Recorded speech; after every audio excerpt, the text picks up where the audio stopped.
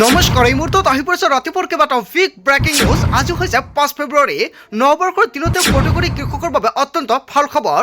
নতুন বছৰতে কোটি কোটি কৃষকৰ একাউণ্টত ৫ নং কিস্তি ৪,০০০ টকা সোমাব। অৰুণোদয়ৰ প্ৰতিজন হিতাধিকাৰীৰ বাবে অত্যন্ত ভাল খবৰ। ৰাজ্যত নতুনকৈ আকৌ আৰম্ভ হৈছে অৰুণোদয় আঁচনিৰ আবেদন প্ৰক্ৰিয়া। নতুনকৈ কৰিব পাৰিব অৰুণোদয় আঁচনিৰ আবেদন। কেৱল এয়াই নহয়, অসমৰ মুখ্যমন্ত্ৰী ডক্টৰ হিমন্ত বিশ্ব শৰ্মাই লাখ লাখ দুখীয়াক প্ৰদান কৰিব চৰকাৰী ঘৰ। যদি আপুনি চৰকাৰী ঘৰৰ বাবে জিৰণি কৰিছে, অত্যন্ত ভাল খবৰ। ৰেচন কাৰ্ড থাকিলে প্ৰতি মাহতে বেংক একাউণ্টত সোমাব ৫,০০০ টকা। ইয়াৰ বাবে আপুনি প্ৰথমতে কৰিব লাগিব ৰেজিষ্ট্ৰেশ্যন। কেনেকৈ ৰেজিষ্ট্ৰেশ্যন কৰিব, কি কি নথি পত্ৰ লাগিব, নিশ্চয় সম্পূৰ্ণকৈ জনাই দিম। লগতে কেইবাটাও ৰাজনৈতিক খবৰৰ লগতে অৰাজনৈতিক খবৰ যুগুত কৰা হৈছে আজিৰ দিনটোত। গোটেই অসম তথা ভাৰতৰ বিভিন্ন প্ৰান্তৰ পৰা যুগুত হৈছে কেইবাটাও ডাঙৰ খবৰ। এনেবোৰ খবৰ নিতৌ পাই থাকিবলৈ চেনেলটি ছাবস্ক্ৰাইব কৰি ভিডিঅ'ৰ এটা লাইক কৰিবলৈ নাপাহৰিব। আজিৰ আমাৰ প্ৰথম খুবেই গুৰুত্বপূৰ্ণ খবৰ হৈছে অসমবাসীৰ বাবে এটা ডাঙৰ খবৰ। দ্বিতীয়টো দিনটোত কোটি কোটি কৃষকৰ বাবে ভাল খবৰ। শীঘ্ৰে প্ৰতিগৰাকী কৃষকৰ একাউণ্টত সোমাব PM কিষাণৰ ২২ নং কিস্তিৰ টকা। প্ৰতিগৰাকী কৃষকৰ একাউণ্টত সোমাব ২,০০০ টকা। আপুনি সাজু হওক PM কিষাণৰ ২২ নং কিস্তিৰ ধন ল'বলৈ। নতুন নিয়মেৰে এইবাৰ দেশৰ কোটি কোটি কৃষকৰ একাউণ্টত জমা হ'ব টকা। আজি কৰি লওক KYC আপডেট। KYC আপডেট নকৰিলে আপোনাৰ একাউণ্টত PM কিষাণৰ ধন নাপাব। বহুতে KYC আপডেট নকৰাৰ বাবে একাউণ্টৰ টকাটো জমা নহয়। জালিয়াতিৰে নাম সন্নিৱিষ্ট কৰা হাজাৰ হাজাৰ ভুৱা কৃষকৰ নাম কটা গৈছে। PM কিষাণৰ ২২ নং কিস্তিৰ ধন পাবলৈ সাজু হওক প্ৰকৃত কৃষকসকল। অকল প্ৰকৃত কৃষকক চৰকাৰে PM কিষাণৰ ২২ নং কিস্তিৰ টকা প্ৰদান কৰিব। চৰকাৰৰ ফালৰ পৰা মুকলি কৰা হৈছে টোল ফ্ৰী নম্বৰ। হেল্পলাইন নম্বৰটো হৈছে 15526। যদি কিবা অসুবিধা হয় লগে লগে দিব পাৰিব অভিযোগ। চৰকাৰৰ ফালৰ পৰা ব্যৱস্থা গ্ৰহণ কৰিব। তাৰপিছত অসমবাসী ৰাজক জনাইছে আমাৰ পৰৱৰ্তী খুবেই গুৰুত্বপূৰ্ণ খবৰ। লগতে ডাঙৰ খবৰ, ১০০ টকীয়া দালি, চেনি আৰু নিমখ হ'ব সম্পূৰ্ণ বিনামূলীয়াকৈ। অন্নসেৱা সপ্তাহ চলি থকাৰ মাজতে মুখ্যমন্ত্ৰী ডক্টৰ হিমন্ত বিশ্ব শৰ্মাই কৰিছে বৃহৎ ঘোষণা। ৰাজ্যবাসীয়ে ৰেচন কাৰ্ডৰ যোগেদি পোৱা চাউল কেৱল বিনামূলীয়া নহয়। নিৰ্বাচনৰ পিছতে অসমৰ মুখ্যমন্ত্ৰী ডক্টৰ হিমন্ত বিশ্ব শৰ্মাই দালি, চেনি, নিমখ হ'ব সম্পূৰ্ণ বিনামূলীয়াকৈ। শীঘ্ৰে ৰেচন কাৰ্ডৰ হিতাধিকাৰীয়ে ৰেচন কাৰ্ডত লাভ কৰিব মিঠাতেল। ৰেচন কাৰ্ডৰ হিতাধিকাৰীয়ে অসমৰ মুখ্যমন্ত্ৰী ডক্টৰ হিমন্ত বিশ্ব শৰ্মাৰ বৃহৎ ঘোষণা। তাৰপিছত অসমবাসী ৰাজক জনাইছে আমাৰ পৰৱৰ্তী খুবেই গুৰুত্বপূৰ্ণ খবৰ। লগতে ডাঙৰ খবৰ, ১২৫০ টকা নহয় অৰুণোদয়ৰ প্ৰতিজন হিতাধিকাৰীৰ বাবে ৩,০০০ টকা। লাখ লাখ অৰুণোদয় হিতাধিকাৰীক দিলে এটা ভাল খবৰ।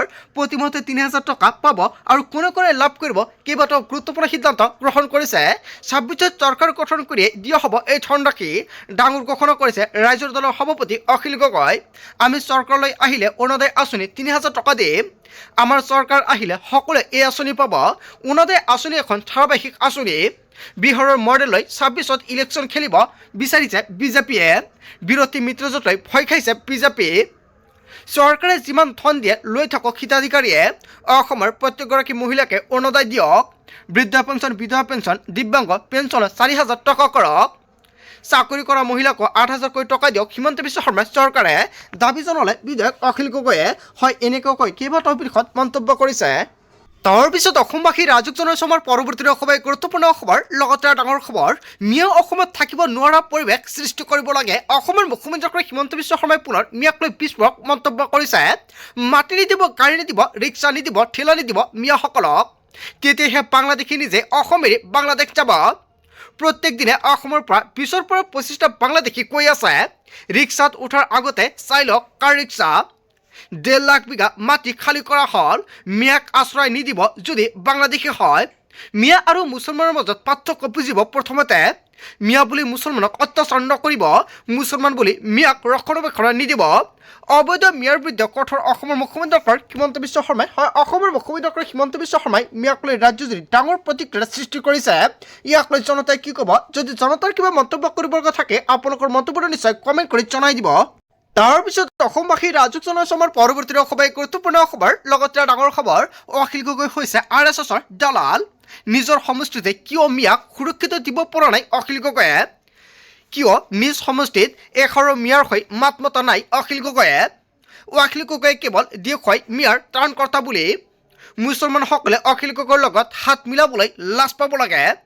আমি মুছলমান হয়, আমি কেৱল আল্লাহক হে ভয় পাওঁ। অখিল গগৈক তুলাথুনা দি এনেকুৱাকৈ আবু তাহেৰ বেপাৰী বিস্ফোৰণ মন্তব্য কৰিছে। হয়, আবু তাহেৰ বেপাৰীয়ে অখিল গগৈৰ বিৰুদ্ধে যিকেইটা মন্তব্য কৰিছে জনতাই কি ক'ব? আচলতে অখিল গগৈ RSSৰ দালাল নেকি? আপোনাৰ মন্তব্যটো নিশ্চয় কমেণ্ট কৰি জনাব।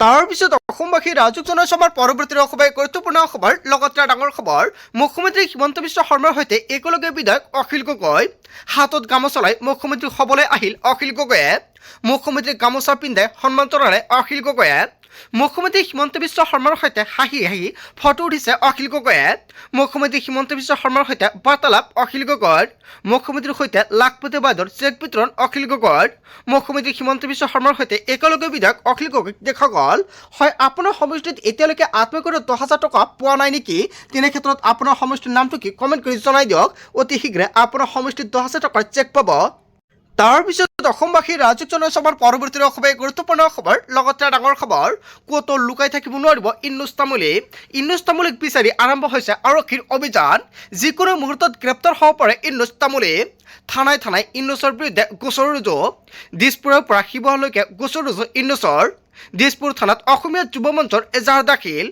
শিৱসাগৰত জাতীয় সংগ্ৰামী সেনাৰ এজাহাৰ মুখ্যমন্ত্ৰী হিমন্ত বিশ্ব শৰ্মাৰ কঠোৰ সকিয়নি বিপদ নিশ্চিত ইন্নুছ তামুলীৰ যিকোনো মুহূৰ্তত গ্ৰেপ্তাৰ হ'ব পাৰে ইন্নুছ তামুলীয়ে ইন্নুছৰ বিৰুদ্ধে হিন্দু মুছলমানৰ মাজত সংঘাত লগাৰ অভিযোগ উত্থাপিত হৈছে সাম্প্ৰদায়িক সংঘৰ্ষ লগাবলৈ চেষ্টা কৰাৰ অভিযোগ উত্থাপিত হৈছে ইন্নুছ তামুলীক বিচাৰি আৰম্ভ কৰিছে আৰক্ষীয়ে একশ্যন তাৰ পিছত অসমবাসী ৰাজুক জনাইছে আমাৰ পৰৱৰ্তী অসমৰ গুৰুত্বপূৰ্ণ খবৰ লগতে ডাঙৰ খবৰ এতিয়াও কিয় গ্ৰেপ্তাৰ হোৱা নাই জিতু বৰুৱা জাতীয়বাদী নেতা হাতে হাতে লাঠি লৈ অসমত গণ উন্মাদনা সৃষ্টি কৰিছে কেৱল এয়াই নহয় শ্ৰমিক মানুহক আক্ৰমণ কৰিবলৈ সহ্য কৰা নহ'ব উজনিৰ পৰা কলৈ নাযায় মিয়া শ্ৰমিক শিৱসাগৰৰ কাৰো বাপেকৰ সম্পত্তি নহয় আৰক্ষী প্ৰশাসনে নিজাববীয়াকৈ গোচৰ ৰুজু কৰিব লাগে হাতে হাতে লাঠি লৈ মানুহক মুকলিকৈ বাবে এনেকুৱাকৈ আক্ৰমণ কৰি আছে জিতু বৰুৱাৰ সংগঠনসমূহে সংগঠনৰ নেতা শৈক্ষণিক সংখ্যালঘু সংগ্ৰাম পৰিষদৰ সম্পাদক নাজিৰ আহমেদৰ এতিয়াও কিয় গ্ৰেপ্তাৰ কৰা হোৱা নাই জিতু বৰুৱাসহ জাতীয়বাদী নেতাসকলক এনেকুৱাকৈ বৃহৎ অভিযোগ উত্থাপিত কৰিছে তাৰ পিছত অসমবাসী ৰাজুক জনাইছে আমাৰ পৰৱৰ্তী অসমৰ গুৰুত্বপূৰ্ণ খবৰ লগতে ডাঙৰ খবৰ ভোটাৰ তালিকাত জালিয়াতিক লৈ এছচিত মমতাৰ গৰ্জন নিৰ্বাচন আয়োগক তীব্ৰ ভৰ্ৎসনা পশ্চিমবংগৰ মুখ্যমন্ত্ৰীৰ নিৰ্বাচন আয়োগক হোৱাটছআপ কমিশ্যন আখ্যা মমতাৰ এছআইআৰৰ নামত হোৱা চূড়ান্ত বিসংগতিৰ বিৰুদ্ধে সবল চুক্তি অসমৰ প্ৰশংসৰে এছচিত যুক্ত দৰ্শালে মমতা বেনাৰ্জীয়ে হয় যুক্তি দৰ্শালে মমতা বেনাৰ্জীয়ে মমতাৰ আবেদনৰ পাছতে নিৰ্বাচন আয়োগলৈ জাননী এছচিৰ 9 ফেব্ৰুৱাৰীৰ ভিতৰত আয়োগৰ পৰা উত্তৰ বিচাৰিছে ন্যায়ালয়ে মমতা বেনাৰ্জীৰ এনেকুৱাকৈ অকাট্য যুক্তিত নিৰ্বাচন আয়োগত জকৰণিৰ সৃষ্টি হৈছে সৰ্বোচ্চ ন্যায়ালয়ত বহু বিস্ফোৰক তথ্য দাখিল কৰিছে মুখ্যমন্ত্ৰী মমতা বেনাৰ্জীয়ে কেৱল এয়াই নহয় আয়োগৰ হাৰাশাস্তি হেঁচাৰ বাবে 100ৰো অধিক পিয়ালৰ মৃত্যু হৈছে এছআইআৰৰ জৰিয়তে কেৱল বঙালী লোকক টাৰ্গেট কৰাৰ অভিযোগ উত্থাপিত হৈছে 24 বছৰৰ পাছত নিৰ্বাচনৰ পূৰ্বে খৰখেদাকৈ এছআইআৰৰ কাৰণ কি এনেকুৱাকৈ ডাঙৰ প্ৰশ্ন উত্থাপিত কৰিছে 2 বছৰ লগা কাম কিয় 3 মাহতে জোৰকৈ কৰা হৈছে এছআইআৰৰ পশ্চিমবংগত হিন্দু অসমত কিয় নহয় এছআইআৰ এনেকুৱাকৈ ডাঙৰ প্ৰশ্ন উত্থাপিত কৰিছে মমতা বেনাৰ্জীয়ে বিজেপি শাসিত ৰাজ্যৰ পৰা অহা পৰ্যবেক্ষণকে নামকৰ্তন কৰিছে বিজেপি চৰকাৰৰ ন্যায়ালয়ৰ মজিয়াত বিৰোধিতা মুখ্যমন্ত্ৰী হিচাপে নহয় সুপ্ৰিম কোৰ্টৰ অধিবক্তাৰ ৰূপত মমতা বেনাৰ্জী ন্যায়ালয়ৰ শুনানিত অধিবক্তা হিচাপে দেশৰ প্ৰথমগৰাকী মুখ্যমন্ত্ৰী প্ৰথম পৰ্যায়ত 58 লাখ লোকৰ নাম কৰ্তন মৃত্যু ঘোষণা কৰাৰ অভিযোগ উত্থাপিত হৈছে আৰু এছআইআৰত আধাৰ কাৰ্ড বৈধতাৰ নথি হয় নে নহয় আৰু সেই ৰায় বৰ্তমানলৈকে সংৰক্ষিত ৰখা হৈছে বিসংগতি পৰীক্ষাৰ বাবে ৰাজ্যিক বিষয়ৰ দল নিয়োগৰ আহ্বান মমতাৰ আধাৰ কাৰ্ডক প্ৰমাণ হিচাপে গ্ৰহণ কৰাৰ নিৰ্দেশ আদৰণি জনালে বংগৰ ৰাইজে কিন্তু ইয়াৰ অনুমতি নিদিলে নিৰ্বাচন আয়োগে কিন্তু আন ৰাজ্যত কেইবাটাও নথি বৈধ বুলি গ্ৰহণ কৰা হৈছে এছআইআৰ ব্যৱহাৰ কৰা হৈছে নামকৰ্তন আৰু অন্তৰ্ভুক্তৰ বাবে কিন্তু ভোটাৰ তালিকাৰ জালিয়াতিক লৈ এছচিত মমতাৰ গৰ্জন হয় মমতা বেনাৰ্জীয়ে যিকেইটা প্ৰশ্ন উত্থাপিত কৰিছে এছচিত জনতাই কি ক'ব যদি জনতাৰ কিবা মন্তব্য কৰিব লগা থাকে আপোনালোকৰ মন্তব্যটো নিশ্চয় কমেণ্ট কৰি জনাই দিব তাৰ পিছত অসমবাসী ৰাজুক জনাইছে আমাৰ পৰৱৰ্তী অসমৰ গুৰুত্বপূৰ্ণ খবৰ লগতে ডাঙৰ খবৰ মিয়াৰ ল'ৰা ডিচি আৰু IPS হ'ব মিয়াৰ ল'ৰা হ'ব DSP অসমৰ চাৰিওফালে জিলিকি উঠিব মিয়া আৰু মিয়া সমগ্ৰ বিশ্বতে এটা ব্ৰাণ্ড হৈ পৰিছে মিয়াৰ ব্ৰেণ্ড এম্বেচাডৰ মুখ্যমন্ত্ৰী মন্তব্য মুছৰ সভাপতি আশিক ৰব্বানীৰ তাৰ পিছত অসমবাসী ৰাজুক জনাইছে আমাৰ পৰৱৰ্তী অসমৰ গুৰুত্বপূৰ্ণ খবৰ লগতে ডাঙৰ খবৰ অধ্যাপিকাৰ চাকৰি এৰি বিস্ফোৰক পত্ৰ ডক্টৰ জ্ঞানেশ বৰাৰ হয় আন এটা বিগ ব্ৰেকিং নিউজ আহি পৰিছে 26ৰ ৰণ লৈ সাজু হৈছে ডক্টৰ জ্ঞানেশ বৰা ডক্টৰ জ্ঞানেশ বৰাই পত্ৰক লৈ ব্যাপক চৰ্চা। কি লিখা আছে ডক্টৰ জ্ঞানেশ বৰাৰ পত্ৰত? যিকোনো ব্যক্তিৰ বাবে অধ্যাপিকাৰ চাকৰিটো এটা সপোনৰ চাকৰি। অসমৰ মুখ্যমন্ত্ৰীতকৈ বেছি দৰমহা পোৱা চাকৰি মই এৰি আহিছোঁ। তথাপি বিগত দিনবোৰত মই সুখ হ'ব পৰা নাছিলোঁ। বহুবাৰ ভাবিছিলোঁ, নিজকে প্ৰশ্ন কৰিছিলোঁ, আৰু মই নিজৰ এই জীৱনটো সমাজৰ বাবে উৎসৰ্গ কৰিব বিচাৰোঁ। এনেকুৱাকৈ বৃহৎ মন্তব্য কৰিছে। সমাজৰ সমস্যাবোৰৰ বাবে মাত মাতিব বিচাৰোঁ। চৰকাৰৰ অন্যায় অত্যাচাৰৰ বিৰুদ্ধে প্ৰত্যাহ্বান হৈ থিয় হ'ম। আঁতৰজনাৰ আৰু শোষিত বঞ্চিতজনৰ সাহস হ'ব বিচাৰোঁ। চৰকাৰী চাকৰিত মাত মতাৰ অধিকাৰবোৰ হেৰাই যায়, আৰু মই থমকি ৰ'ব নোৱাৰোঁ। মই যুঁজিব লাগিব। অসমৰ ৰাজনৈতিক প্ৰেক্ষাপটত নেতৃত্বত থকা নাৰীৰ সংখ্যা অতি কম, আৰু মোৰ যথেষ্ট কষ্ট হ'ব মই বুজি পাওঁ। ৰাজনৈতিক বহুতো টকা নহ'লে টিকি থাকিব নোৱাৰি, আৰু কেতিয়াবা হয়তো হতাশ হ'ম, কান্দিম, কিন্তু মই থমকি নৰওঁ। অৰ্থাৎ সৰ্বোচ্চ ৰাজনৈতিক ব্যৱস্থাটোৰ মোৰ পত্ৰ জটিল হ'ব, কষ্টকৰ হ'ব। নিৰ্বাচনৰ আগে আগে হাতে হাতে টকা বিলৰ ৰাজনীতি মই নকৰোঁ। কেৱল এয়াই নহয়, প্ৰজন্মক সাহসী কৰি বিচৰাৰ ৰাজনৈতিক পৰিৱেশৰ কথা পাতিম। মই নাজানো মোৰ এই চিন্তা কিমান বেছি প্ৰেক্টিকেল। যদি আপোনালোকে সাহস দিয়ে, মই নিশ্চয়কৈ পাৰিম। মোক আশীৰ্বাদ কৰিব। মই মোৰ যাত্ৰা আৰম্ভ কৰিছোঁ। অধ্যাপিকাৰ চাকৰিৰ বিস্ফোৰক মন্তব্য কৰিছে পত্ৰযোগে ডক্টৰ জ্ঞানেশ বৰাই।